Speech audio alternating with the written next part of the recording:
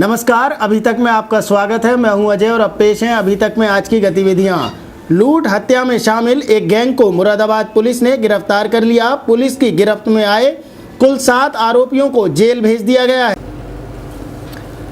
जनपद मुरादाबाद में पुलिस को एक बड़ी सफलता हासिल हुई है। मुरादाबाद पुलिस ने हाईवे पर लूट की वारदातों को अंजाम देने वाले एक गिरोह को गिरफ्तार किया है। पुलिस ने कुल 7 आरोपियों को गिरफ्तार किया है। सभी गैंग के सदस्य अलग अलग जनपदों में हत्या, लूट, चोरी, डकैती के मामलों में वांछित चल रहे थे।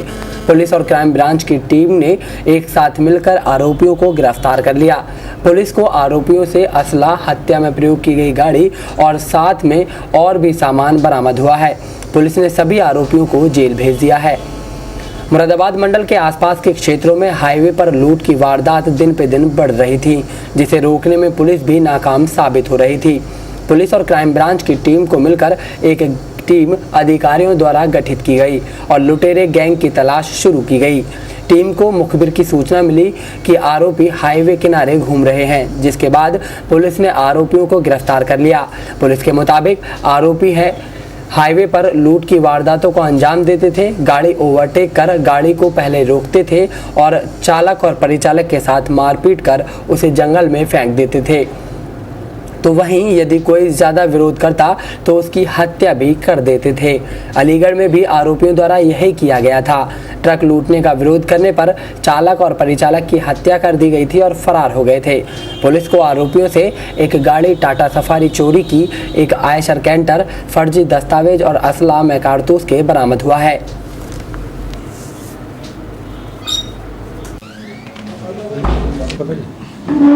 हम आधे से ज़्यादा चीज़ तो इन लोगों को सबसे ज़्यादा पता है, करीब ज़्यादा पता है। सर, छत्तीसगढ़ थाना क्षेत्र में एक डंपर की घटना हुई थी, क्या खुलासा हुआ है? देखिए, ये हमारी पुलिस की टीम को एक बड़ी सफलता मिली है, क्योंकि उस घटना का न केवल अनावरण हुआ है बल्कि उसमें जिन लोगों ने घटना को अंजाम दिया, कुल 7 मुलजिम उसमें से हम लोगों ने गिरफ्तार भी किए हैं। इसमें इन लोगों का जो मॉडस ऑपरेंडी था, इन्होंने एक आयशर कैंटर गाड़ी से डंपर को ओवरटेक करके उसको रोका और उसके जो ड्राइवर कंडक्टर थे उनको बंधक बना के उस डंपर को लूट के ले गए। वो जो आयशर कैंटर था जिससे इन्होंने ओवरटेक करके लूटा, वो आयशर कैंटर भी बरामद हो गया है और एक टाटा सफारी भी चोरी की इनके पास से बरामद हुई है, जिसका प्रयोग अलीगढ़ में एक घटना हुई थी जिसमें इन्होंने एक ट्रक लूटा था और उसके ड्राइवर और कंडक्टर की हत्या कर दी थी। उस घटना में जो सफारी इन्होंने प्रयोग की थी, वो सफारी भी इस गैंग के पास से बरामद हुई है। कुछ अभियुक्त इनके अभी शेष हैं। एक जो इसमें एक और जो इनका सरगना है, जो इनका मुख्य अभियुक्त है शमशाद, वो हाजिर हो गया है। उसको रिमांड पर लेके उससे भी पूछताछ की जाएगी। इसके अलावा 2 और अभियुक्त शेष हैं, उनको भी हम लोग जल्दी ही गिरफ्तार करेंगे। तो कहाँ के रहने वाले हैं और पहले से कितने मुकदमों में ये अलीगढ़ के अलावा कोई और बड़ी घटना? अलीगढ़ वाली में बता दीजिए सर, कि उसमें कोई क्या अलीगढ़ वाली घटना में इसमें से एक अभियुक्त है सलीम, जो वांछित चल रहा है। अलीगढ़ वाली घटना में इन्होंने ड्राइवर और कंडक्टर की हत्या करके जो ट्रक था उसमें शायद लोहा लदा हुआ था, उन्होंने लूट लिया था। उसमें एक अभियुक्त जो पकड़ा गया सलीम नाम का, वो अलीगढ़ वाली घटना में भी वांछित है। कुल मिला के ये एक अच्छा गैंग है जिसमें ज़्यादातर जो मुलजिम हैं जनपद मुरादाबाद, संभल और बदायूं आसपास के ज़िलों के, अमरोहा के भी इसमें 1-2 लड़के हैं। और ये इनका जो मोडस ऑपरेंडी है वो जनरली जो हाईवे पे चलने वाले ट्रक और डंपर को ओवरटेक करके लूटना, इसी तरह की घटनाओं को ये जनरली अंजाम देते हैं। ये घटना और एक अलीगढ़ वाली, ये 2 घटनाएं तो प्रकाश में हैं। बाकी इसके अलावा भी हम लोग गहराई से छानबीन कर रहे हैं। हो सकता है कुछ और घटनाओं में भी इनकी संलिप्तता रही हो। कुछ साथी इनके फरार हैं, उनके मिलने पर कुछ और जानकारियां भी प्राप्त होने की संभावना है। महानगर में एनजीओ के नाम पर एक और ठगी का मामला सामने आया है, जहां ट्रेनिंग के बाद लड़कियों के खाते से उनकी रकम उड़ा दी गई। महानगर में तमाम एनजीओ चल रहे हैं जो अब समाज सेवा न करके अपनी जेबें भरने में लग गए हैं। ऐसा ही एक मामला तहसील दिवस में सामने आया, जहां पर कुछ लड़कियों का आरोप था कि उन्हें ट्रेनिंग के नाम पर प्रकाश नगर के पास एक कमला नेहरू नामक संस्था ने बुलाया था और 1000 रुपये रजिस्ट्रेशन के नाम पर दिए गए और उनसे बताया गया कि 40 दिन का कोर्स पूरा होने के बाद में उनको कुछ रकम भी दी जाएगी जो सीधे उनके खाते में जाएगी। लेकिन जब उनके खाते में 10,000 रुपये आ गए तो उनमें से 9,000 रुपये की रकम एनजीओ ने बैंक की मिलीभगत से निकाल ली, जबकि दूसरी लड़की का कहना था कि जब वो अपने पैसे निकालने के लिए गई तो बैंक के कर्मचारियों ने आनाकानी की और उसे पैसे नहीं निकालने दिए। इस मामले को देखकर ऐसा लगता है मानो अब महानगर में एनजीओ के जरिए लोग अपनी जेब भरने का काम कर रहे हैं। ऐसी दुकानें महानगर के हर हिस्से में खुल चुकी हैं, लेकिन उन पर कार्यवाही कभी नहीं होती। कुछ दिन पहले का मामला है, बुद्धि विहार में एक एनजीओ द्वारा हजारों लोगों से करोड़ों की ठगी कर ली गई थी। हो सकता है कि ये एनजीओ भी इसी प्रकार के घोटाले करने की नीयत से यहाँ पर संस्था के नाम पर उगाही कर रहा हो। भतीजी बताइए कहाँ से आई हैं, क्या शिकायत थी? क्या शिकायत थी? समस्या क्या है? क्या हुआ तुम्हारे साथ? इंग्लिश का कोर्स कराया था। उन्होंने कहा था कि तुम्हारा डिप्लोमा भी देंगे, कोर्स कराने के बाद 40 दिन के बाद तो 1000 स्कॉलरशिप आएगी। स्कॉलरशिप डिप्लोमा दिया नहीं, स्कॉलरशिप 10,000 आई थी, 9,000 उन्होंने अपने अकाउंट पर ट्रांसफर करा ली। बैंक वालों से मिलकर 1,000 रुपये रहने दिए। तो आपने शिकायत की है, क्या कहिए अधिकारियों ने क्या आश्वासन दिया? वो बोल रहे थे कि देखेंगे क्या होगा। हमारे साथ भी यही हुआ। क्या बताओ? क्या मामला पूरा बताइए। पहले मैनेजमेंट का ही कोर्स कराया था। कोर्स कराने के बाद उन्होंने ये बोला आपके 1,000 रुपये आएंगे अकाउंट में और उसके बाद डिप्लोमा भी दिया जाएगा।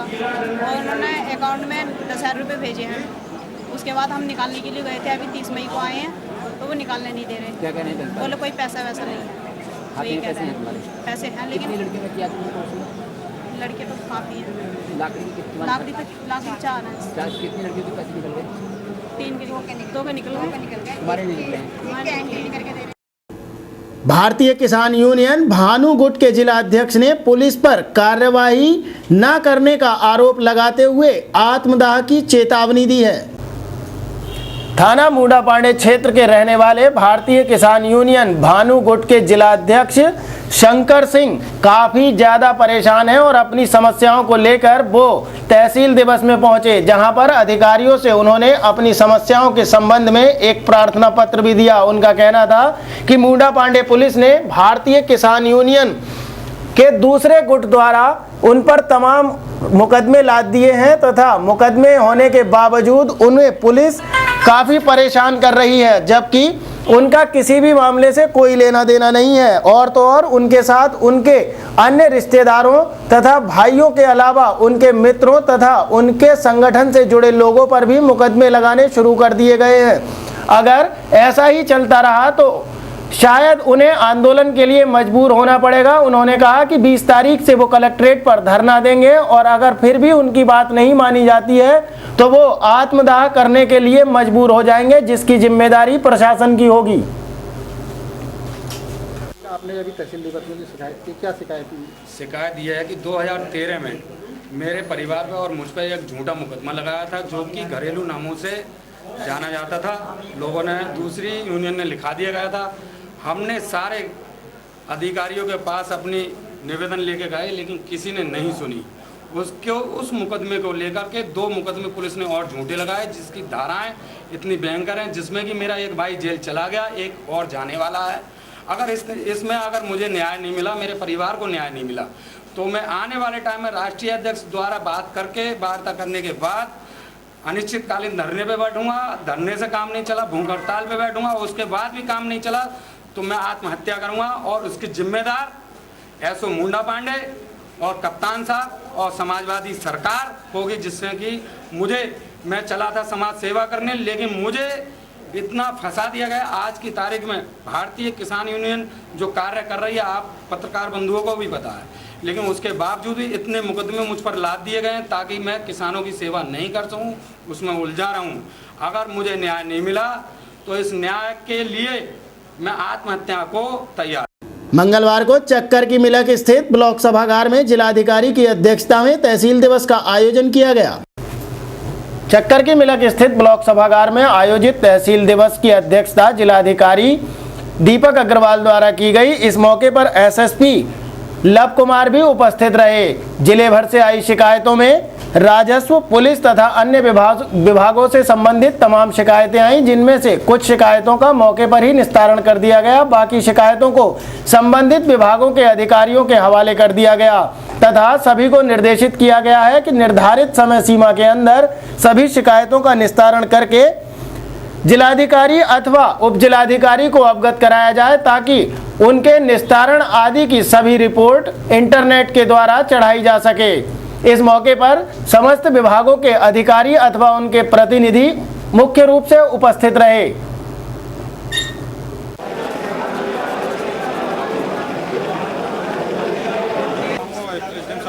आपको देख के बता देंगे। बाकी जो मेनली शिकायतें आई वही राजस्व की, बिजली की, समाजवादी पेंशन के संबंध में, उसमें कुछ शिकायतों का तो मौके पर निस्तारण किया गया है। बाकी शिकायतों के संबंध में जो लेखपाल या संबंधित विभाग है उसके अधिकारी को बुला के वार्ता की गई है। कुछ एक शिकायतें गलत ही पाई गई हैं, लेकिन जो शिकायतें कुछ एक में कार्रवाई के लिए भी कहा गया है और सभी अधिकारियों को निर्देशित किया गया है कि जितनी भी शिकायतें आई उसका गुणवत्तापूर्वक निस्तारण करके तभी एसडीएम से पास भेजेंगे, जिससे कि उसको इंटरनेट सर वो किस संबंधित शिकायतें थी जिसमें जांच के लिए मेनली राजस्व, कोटेदार, समाजवादी पेंशन, बिजली, इसी तरह की शिकायतें। 63 शिकायतें दर्ज की जा चुकी हैं, बाकी अभी दर्ज करने का कार्य किया जा रहा है और मौके पर लगभग 15 शिकायतों का निस्तारण किया गया है। बाकी शिकायतें जांच में भेजी जा रही हैं। जांच करके निस्तारण करने के लिए जो नियमानुसार उनकी समस्या को समाधान कराने के लिए कहा गया है। ब्लॉक सभागार में आयोजित तहसील दिवस में भीषण गर्मी के बावजूद भी सभागार में लगे पंखे न चलने से लोगों को भारी परेशानी का सामना करना पड़ा। ब्लॉक सभागार में आयोजित तहसील दिवस के दौरान तमाम अधिकारी एवं कर्मचारी ब्लॉक सभागार में उपस्थित हुए, लेकिन भीषण गर्मी के चलते वहां मौजूद 7 में से सिर्फ 3 ही पंखे चल रहे थे। इसके अलावा बाकी सभी पंखे अपनी जगह ऐसे ही जमे हुए थे, जिसके कारण लोगों को काफ़ी गर्मी का सामना करना पड़ा। लोग अपने हाथों से ही अपनी हवा करते हुए नजर आए। इस दौरान कुछ लोगों ने दबी जुबान में कहा कि ऐसी गर्मी में अगर पंखे नहीं चलेंगे तो यहाँ पर लोग बीमार हो सकते हैं अथवा बेहोश होकर भी गिर सकते हैं। तो वहीं पानी आदि की व्यवस्थाएं भी चरमराती हुई दिखाई दी, जिसे लेकर कुछ अधिकारी एवं कर्मचारी काफी नाराज से दिखे, लेकिन उच्चाधिकारियों की मौजूदगी में कोई भी व्यक्ति कुछ नहीं बोल सका। यहाँ वक्त हुआ है एक छोटे से ब्रेक का, जल्द हाजिर होंगे। ब्रेक के बाद आप देखते रहिए अभी तक।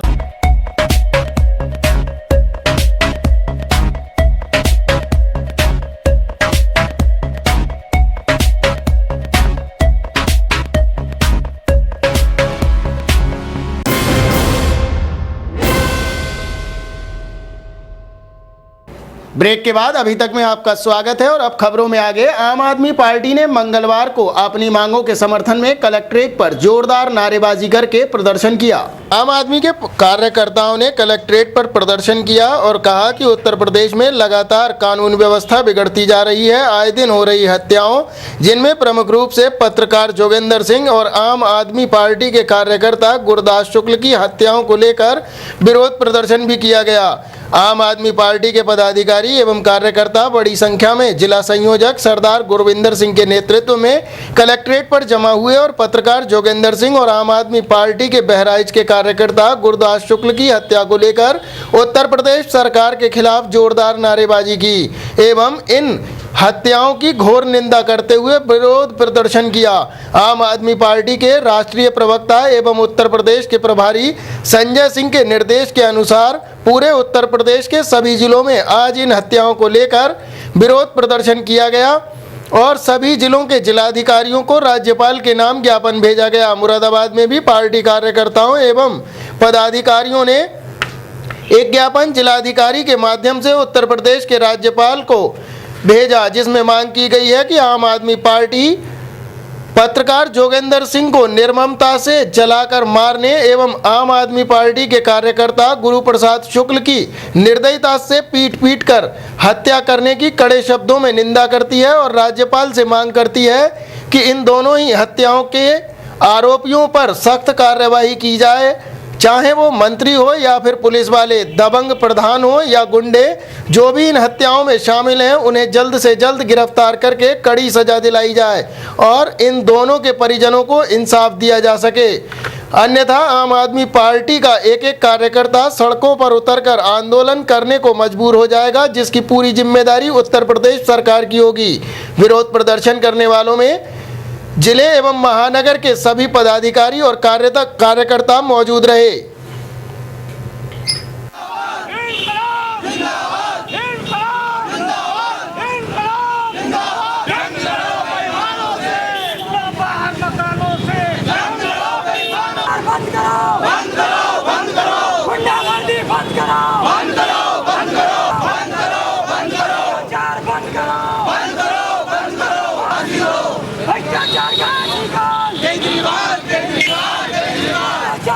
हमारे बहराइच के एक कार्यकर्ता गुरु प्रसाद जी को अभी 13 तारीख को वहाँ के ग्राम प्रधान उसके गुर्गों ने पुलिस को साथ में लेकर लाठी डंडों से पिटाई करके थाने से 300 मीटर की दूरी पे जान से मार दिया। दूसरा, हमारे एक पत्रकार साथी जागिंदर ने जब एक मंत्री के भ्रष्टाचार को उजागर किया तो उसको जलाने का निर्णय लिया गया। सोशल मीडिया सेल की बैठक जिला कांग्रेस कमेटी कार्यालय गंज गुरहट्टी पर संपन्न हुई। बैठक की अध्यक्षता उत्तर प्रदेश कांग्रेस कमेटी के सचिव अजय सारस्वत सोनी ने की और संचालन आजम अंसारी ने किया। बैठक में मुख्य अतिथि के तौर पर मुरादाबाद मंडल के सोशल मीडिया सेल के प्रभारी पवन दीक्षित ने शिरकत की। इस मौके पर पवन दीक्षित ने कहा कि पूरी दुनिया में सोशल मीडिया के माध्यम से क्रांति आई है और हमें भी ग्राम स्तर तक सोशल मीडिया के जरिए भारतीय राष्ट्रीय कांग्रेस के संदेशों को पहुँचाना है। उन्होंने कहा कि शीघ्र ही ब्लॉक स्तर पर सोशल मीडिया सेल की वर्कशॉपों का आयोजन किया जाएगा, जिसमें राष्ट्र और प्रदेश से सोशल मीडिया जैसे सेल से जुड़े एक्टिव लोगों के माध्यम से लोगों को जागरूक किया जाएगा। उन्होंने कहा कि दुनिया में अभी हाल ही में अनेकों मुल्कों में क्रांति देखने को मिली है। ये सब सोशल मीडिया का ही कमाल है। हम लोगों को भी ज़्यादा से ज़्यादा तादाद में सोशल मीडिया का इस्तेमाल करना है, क्योंकि कांग्रेस पार्टी ने पिछले 55 वर्षों में देश की जनता के हितों में जो कार्य किए हैं वो कार्य सोशल मीडिया के माध्यम से हम जनता तक बखूबी आसानी से पहुंचा सकते हैं। बैठक की अध्यक्षता करते हुए उत्तर प्रदेश कांग्रेस कमेटी के सचिव अजय सारस्वत सोनी ने कहा कि सब लोगों को मिलकर मेहनत करनी है और सोशल मीडिया के इस्तेमाल को भी मजबूती से करते रहना है। जो लोग सोशल मीडिया से जुड़े हैं वो लोग देश और दुनिया की गतिविधियों पर आसानी से नज़र रखकर उसका जवाब दे सकते हैं। सोशल मीडिया का कमाल है कि बहुत कम समय में ज़्यादा लोगों तक हम अपनी बात पहुँचा सकते हैं। इस मौके पर अजय सारस्वत सोनी, पवन दीक्षित, शफीक कुरैशी, आजम अंसारी, प्रवक्ता नसीम खान, डॉक्टर मोहम्मद सादिक, योगेश वाजपेयी, फ़हीम मंसूरी, इरम कदीर, मोहम्मद अब्बास, महबूब अली, अनिल गुर्जर के साथ साथ और भी कार्यकर्ता और पदाधिकारी मौजूद रहे।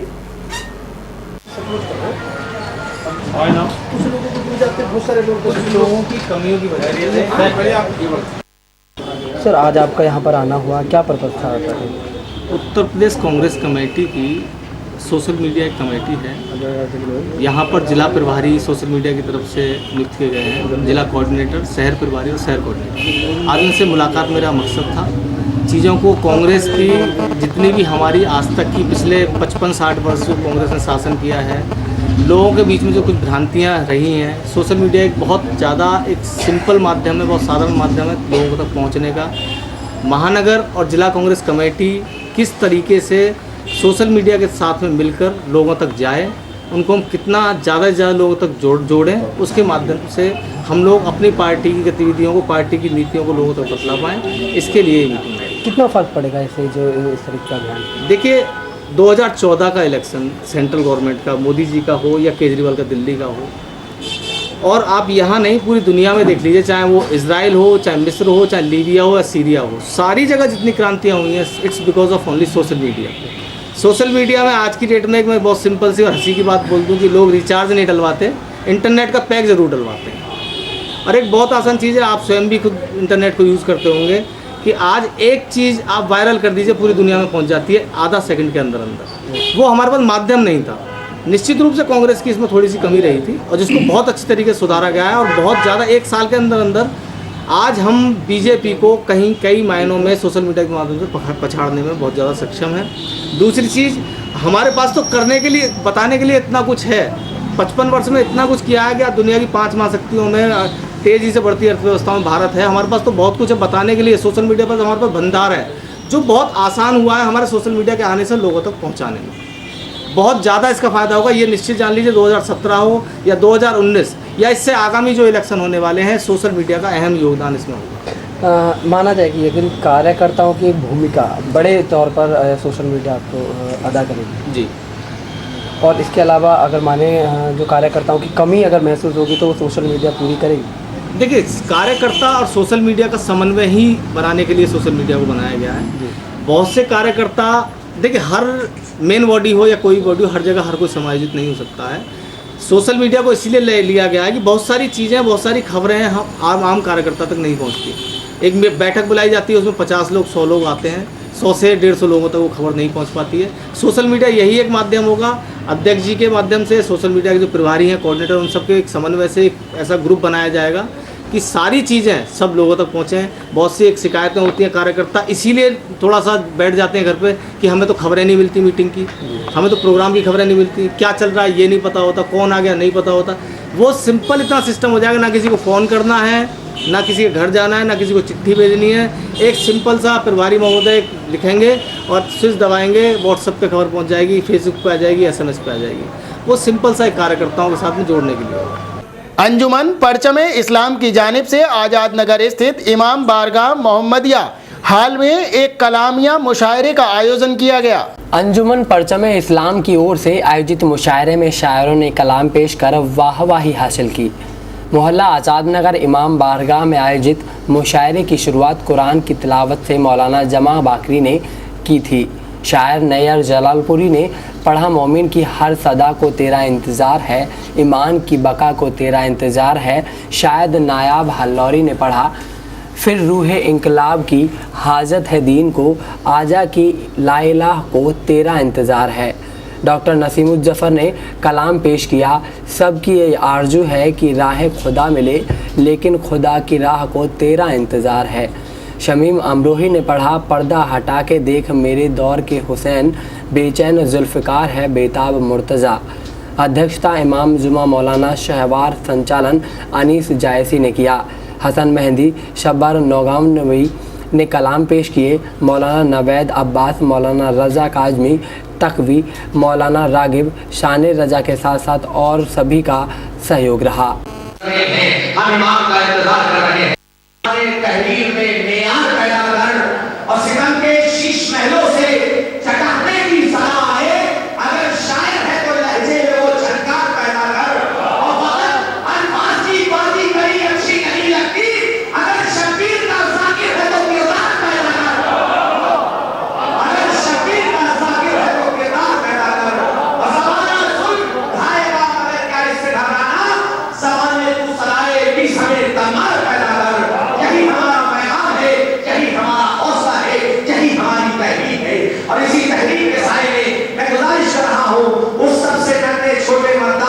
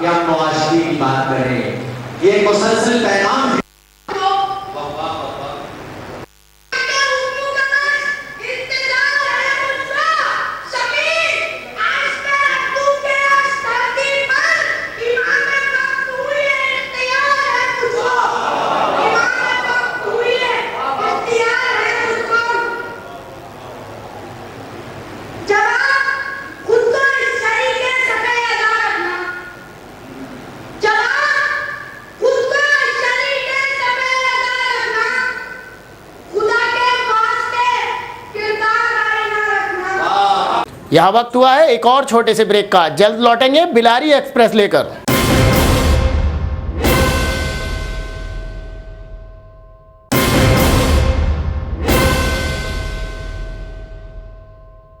ब्रेक के बाद एक बार फिर से अभी तक में आपका स्वागत है और अब खबरें बिलारी से। औषधि निरीक्षक ने बिलारी क्षेत्र में छापा मारकर अवैध रूप से चल रहे मेडिकल से सरकारी दवाएं बरामद कर ली। इसके बाद मेडिकल को सील करके उसके संचालक को हिरासत में ले लिया गया। औषधि निरीक्षक की टीम ने सिहालीवाला गांव में छापा मारकर अवैध रूप से चलता मेडिकल स्टोर पकड़ लिया। वहां सरकारी दवाइयां भी पाई गई। कुल मिलाकर 24 प्रकार की दवाएं जब्त करके मेडिकल स्टोर को सील करके संचालक को हिरासत में ले लिया गया है। इस छापेमारी से मेडिकल संचालकों के कान खड़े हो गए और छापामार टीम का लोकेशन जानने को फोन घनघनाते रहे। बताया कि एक शिकायत पर औषधि आयुक्त AK जैन ने छापेमारी टीम गठित की, जिसमें मुरादाबाद की औषधि निरीक्षक उर्मिला यादव एवं संभल के औषधि निरीक्षक AK चौबे को शामिल किया गया। बिलारी से पुलिस बल साथ लेकर सिहालीवाला गांव पहुंचे और KL ब्लड कलेक्शन एवं मेडिकल स्टोर पर छापा मार दिया। वहां पर संचालक नेमपाल सिंह मिले। टीम ने उनसे ब्लड कलेक्शन, मेडिकल स्टोर और प्रैक्टिस करने का लाइसेंस दिखाने को कहा तो उन्होंने पहले तो ये कह दिया कि मेरी पत्नी के नाम CML-LT का डिप्लोमा है। टीम के पूछने पर ये सज्जन CML-LT का पूरा नाम और जानकारी नहीं दे पाए। फिर कहने लगे कि इरशाद नामक व्यक्ति है जो स्वयं को CMO ऑफिस के स्टेनो के पद पर बताता है। वो हमसे 5,000 रुपये साल का सुविधा शुल्क लेता है और कहता है कि तुम सारे काम धड़ल्ले से करो और कोई परेशानी नहीं होगी। इरशाद का नाम और कारनामा सुनकर टीम के लोग हैरत में पड़ गए। कहा कि इरशाद की भी जांच की जाएगी। टीम ने वहां रखी 24 प्रकार की दवाएं, सिरप आदि जब्त करके क्लिनिक को सील कर दिया और संचालक को हिरासत में ले लिया। बताया कि इन दवाओं में सरकारी अस्पताल की हेल्थ प्लानिंग की माला एन और निरोध आदि भी मौजूद थे, जो संचालक ने आशा द्वारा रखना बताया कि आकर ले जाएगी। कोतवाली में बैठकर जब्त दवाएं सील करके कानूनी कार्रवाई की गई। बताया कि इस मामले में IPC की धारा 419, 420 औषधि एवं प्रशासन एक्ट की सुसंगत धाराओं में मामला दर्ज होगा। इधर आरोपी नेमपाल का कहना है कि आशा कार्यकर्त्री हमारी परिचित होने के कारण वहां पर दवाएं रखकर चली जाती है और जब उसे आवश्यकता होती है तब वह आकर ले जाती है। इसके अलावा इरशाद नाम के व्यक्ति के बारे में बताया कि 5,000 रुपया प्रति वर्ष लेकर अस्पताल चलवा रहा है। बता दें कि इरशाद नामक व्यक्ति क्षेत्र में आम चर्चा का विषय बन गया है कि वह क्लिनिकों, मेडिकल स्टोरों से CMO ऑफिस के नाम पर वसूली करता है।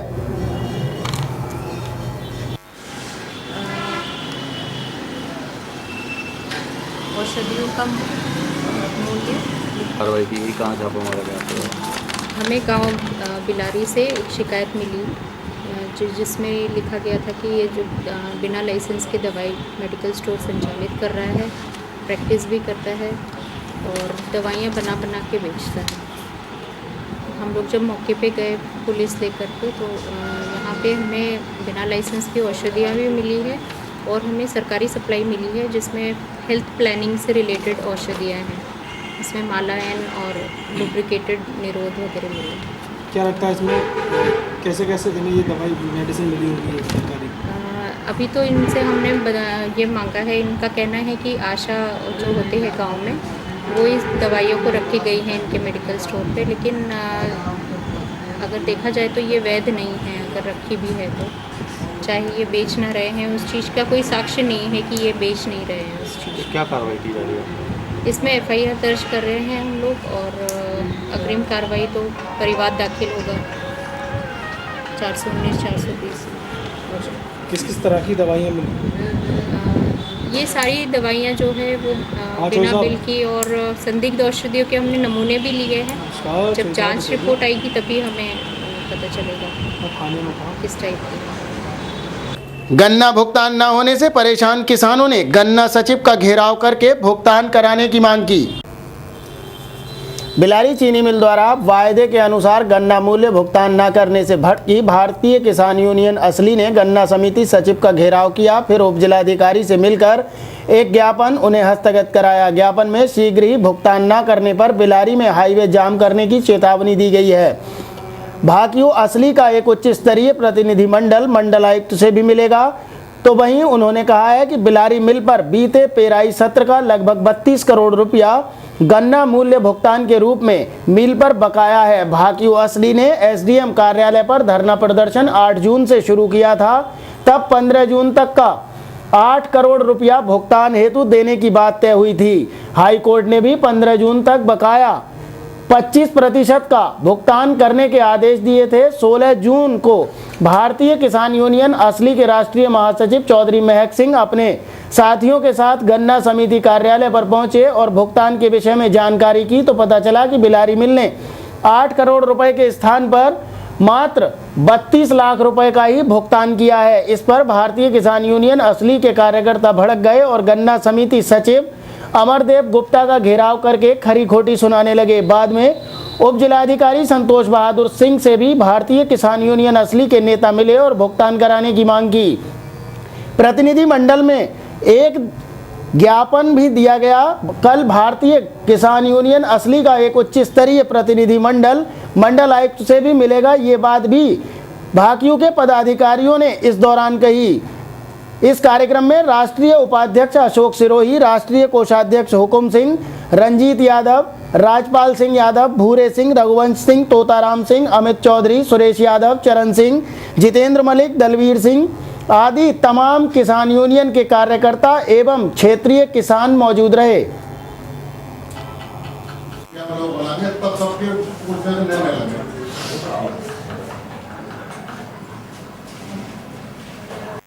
बिलारी मिल पे अभी 32 करोड़ रुपया बाकी है वो किसानों का।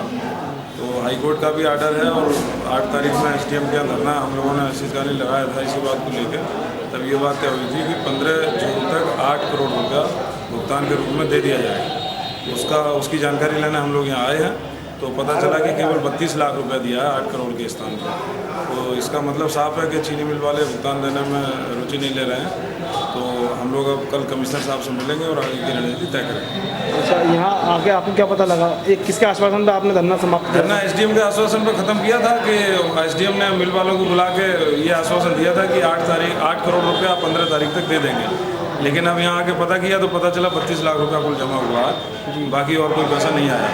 तो किसानों के लिए भुगतान की कोई व्यवस्था नहीं की गई है। अब आपकी अग्रिम क्या रणनीति? कल हम लोग कमिश्नर साहब से मिलेंगे मुरादाबाद जाके और उन्हें सारी स्थिति से अवगत करा के फिर एक बड़ी पंचायत बुलाएंगे और उसमें तय करेंगे आंदोलन, हाईवे जाम का निर्णय लेंगे। फिर गन्ना भुगतान की मांग को लेकर तहसील दिवस पहुंचे किसानों ने नारेबाजी के साथ प्रदर्शन किया। तहसील दिवस में मुआवजे को लेकर कई प्रदर्शन हुए। शेरपुर माफी गांव के मोहम्मद अहमद, सलीम, दिलशाद, रामवती, सईदन, भागवती, राबिल हुसैन, नत्थू, राजवती आदि बहुत से किसानों ने प्रदर्शन किया। कहा कि हमारे यहाँ कम किसानों को चेक मिले हैं, बाकी वंचित हैं। इनके अलावा जिगनिया के लोगों को भी यही कहते हुए सुना गया। इधर बसपा प्रत्याशी अनिल चौधरी, बाजिद हुसैन अंसारी, मनवीर सिंह, दिनेश कुमार शर्मा, परवेज आलम, जवर सिंह सैनी, ओम प्रकाश सिंह आदि तमाम लोग तहसील दिवस में आकर ज्ञापन देकर गए, जिनमें किसानों को मुआवजे की मांग शामिल थी और नहीं मिलने पर आंदोलन की चेतावनी भी दी गई।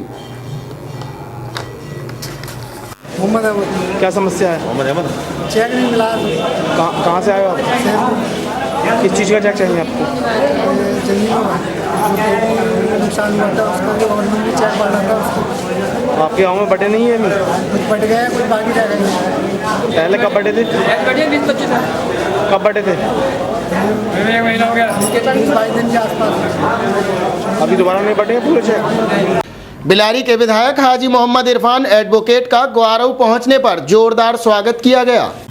विधायक हाजी इरफान का ग्वारऊ गांव में पूर्व प्रधान चौधरी विकल राज सिंह के यहां पर गर्मजोशी से स्वागत किया गया। क्षेत्र में विकास कार्य करने पर उन्हें चांदी का मुकुट पहनाया और पगड़ी बांधी। जाट समाज समेत सभी वर्ग के लोगों ने इसमें भागीदारी की। विधायक जी बोले कि सपा सरकार सभी वर्गों को साथ लेकर चल रही है, तमाम जनहित की योजनाएं चलाई जा रही हैं। क्षेत्र में 3 सालों में इतना विकास हुआ है कि बीते 30 सालों में नहीं हुआ। पूर्व के जनप्रतिनिधियों ने क्षेत्र की उपेक्षा क्योंकि इस बात पर भी विधायक ने आश्चर्य जताया। बोले कि जाति धर्म की राजनीति से हमें नफरत है, हम प्यार सौहार्द को बढ़ाने में विश्वास रखते हैं और यही हमारा कार्य है और सबका साथ हम लोगों को चाहिए। मौजूद लोगों ने विधायक को भरोसा दिलाया कि विकास कार्यों से प्रभावित होकर हम आपके साथ हैं। एलडीबी के भारत सिंह बोले कि इन जैसा विधायक अभी तक क्षेत्र को नहीं मिला। कहा कि ये मुकुट अगले कार्यकाल के लिए है। गन्ना समिति चेयरमैन अरविंद मोहन, मकरंदपुर निवासी यूनुस तथा विधानसभा महासचिव अनिल चौधरी, विकल राज सिंह, प्रधान संगठन के तहसील अध्यक्ष चौधरी कुलदीप सिंह, डॉक्टर हेम सिंह आदि लोग भी इस दौरान मौजूद रहे।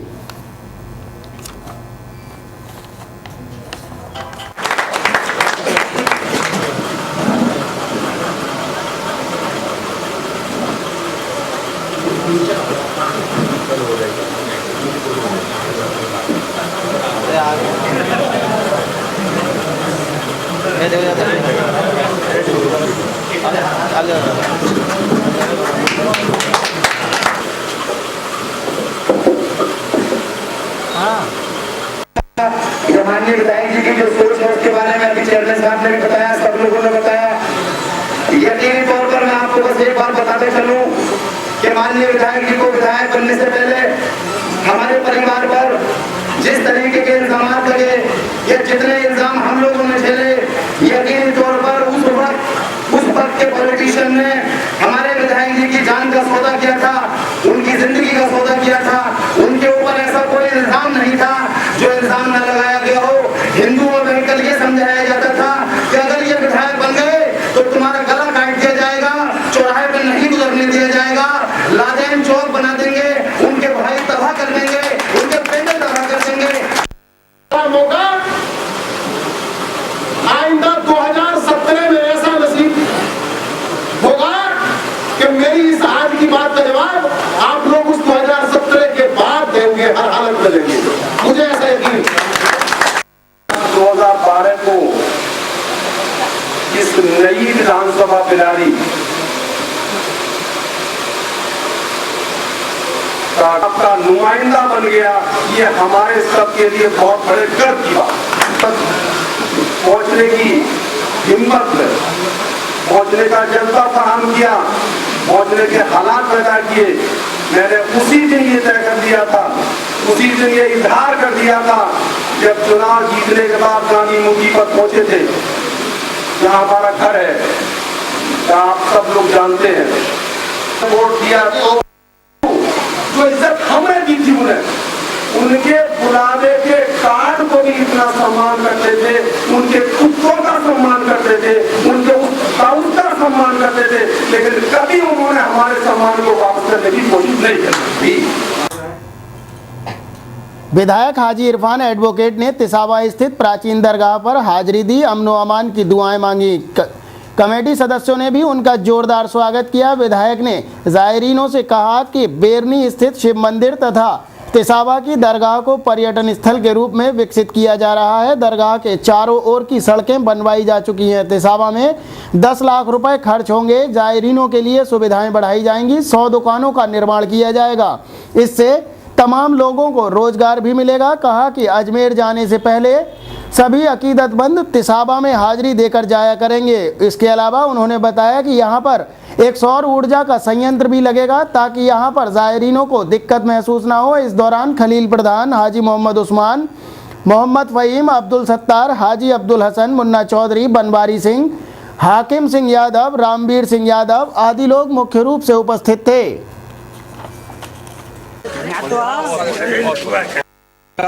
इस पूरे इलाका, पूरे क्षेत्र, पूरे हिंदू मुस्लिम दोनों की आस्था केंद्र है। यहाँ ज़ायरीन हर जुमेरात को और सालाना उसके मौके पर आते रहते हैं। इसको पर्यटक स्थल घोषित करा दिया है। इस मेरी विधानसभा के दोनों स्थान, बेरनी शिव मंदिर और तिसावा दरगाह, दोनों पर्यटक स्थल हैं। दोनों जगह पर बहुत शानदार 2 VIP सूट वाला डाकमाला बनाया जा रहा है। दोनों जगहों पर एक बहुत बढ़िया सोलर प्रोजेक्ट लगाया जा रहा है और दोनों जगह पर 10-10 लाख रुपया शासन ने भेजा है और 10-10 लाख रुपए क्रिटिकल गैप सेल टाइल्स वगैरह लगाएंगे। पूरे इलाके में बाउंड्री बनेगी, शौचालय बनेंगे और यहाँ मेरा अगला प्रोजेक्ट ये है कि कम से कम 100 दुकानें यहाँ बनेंगी जिसमें हज़ारों को रोजगार मिलेगा। बिलारी से बसपा प्रत्याशी अनिल चौधरी के आवास पर एक बैठक का आयोजन किया गया। बसपा प्रत्याशी अनिल चौधरी के आवास पर एक बैठक का आयोजन किया गया जिसमें सेक्टर से लेकर बूथ तक के पदाधिकारियों की समीक्षा बैठक की गई, जिसमें अनिल चौधरी ने 6 जून को रामरतन इंटर कॉलेज के मैदान पर नसीमुद्दीन सिद्दीकी द्वारा एक दिवसीय कार्यकर्ता सम्मेलन किया गया। उसमें आए कार्यकर्ताओं का जनसैलाब जो आया उन सबका आभार प्रकट किया तथा 1 जुलाई से बूथ से लेकर सेक्टर तक की समीक्षा मीटिंग स्वयं प्रत्याशी अनिल चौधरी करेंगे तथा उन्होंने कहा कि निष्क्रिय पदाधिकारी, पार्टी के कार्यकर्ता आदियों को निकाला जाएगा और क्रियाशील होकर जो लोग काम कर रहे हैं उन्हें बहन कुमारी मायावती के हाथों को मजबूत करने का काम करेंगे। तो अनिल चौधरी ने आगे कहा कि ऐसे कार्यकर्ताओं को आने वाले चुनाव में और जिम्मेदारियां भी दी जाएंगी। एक एक सिपाही अपने आप को प्रत्याशी मानकर बसपा के लिए निष्ठा और ईमानदारी से काम करे। वो दिन दूर नहीं है जब उत्तर प्रदेश में पूरे बहुमत के साथ बहन कुमारी मायावती की सरकार बनेगी और प्रदेश की 5वीं बार मायावती मुख्यमंत्री बनेंगी। विधानसभा अध्यक्ष मनवीर सिंह ने कहा कि उत्तर प्रदेश से जंगल राज खत्म करना है तो बहुजन समाज पार्टी को वोट देकर मायावती की सरकार को बनाना मजबूरी बन गई है। सपा और भाजपा एक ही सिक्के के 2 पहलू हैं। विधानसभा महासचिव दिनेश कुमार शर्मा आदि ने भी इस मौके पर अपने विचार रखे। इस दौरान बहुजन समाज पार्टी के सैकड़ों कार्यकर्ता एवं पदाधिकारी बैठक में मौजूद रहे।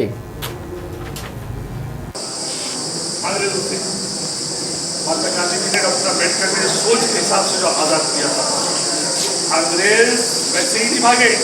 अंग्रेजों को भगाने के लिए, उनको हिंदुस्तान से आजाद कराने के लिए यहाँ के लोगों में डॉक्टर अंबेडकर की फिलॉसफी और महात्मा गांधी की सोच ने यहाँ के लोगों के अंदर डर और खौफ दिखाने का काम किया।